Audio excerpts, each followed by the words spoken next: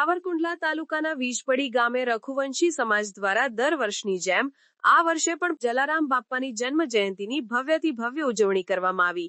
પૂજ્ય જલારામ બાપાની 226મી જન્મ જયંતિ નિમિત્તે આયોજિત શોભાયાત્રામાં જય જલ્યાણનો નાદ ગુંજી ઉઠ્યો હતો। જલારામ બાપાના 226મા પ્રાગટ્ય દિન નિમિત્તે વીજપડી લોહાણા મહાજનવાડી ખાતે વિવિધ ધાર્મિક કાર્યક્રમો, મંગળા આરતી, પૂજન અર્ચન, પ્રસાદનું વીજપડી રઘુવંશી સમાજ દ્વારા આયોજન કરવામાં આવ્યું હતું। આ ભવ્ય શોભાયાત્રા વીજપડી લોહાણા મહાજનવાડીથી રાજુલા રોડ મેઇન બજારમાં થઈને લોહાણા મહાજનવાડી ખાતે પૂર્ણ થયેલ હતી। શોભાયાત્રા દરમિયાન પ્રસાદનું પણ આયોજન કરવામાં આવ્યું હતું। પૂજ્ય જલારામ બાપાના 226મા પ્રાગટ્ય દિન નિમિત્તે વીજપડી રઘુવંશી સમાજના જ્ઞાતિજનો, વડીલો, યુવાનો, માતાઓ અને બહેનો મોટી સંખ્યામાં ઉપસ્થિત રહીને જલારામ બાપાના ચરણોમાં વંદન કરી સૌની સુખાકારી માટે પ્રાર્થના કરવામાં આવેલ હતી।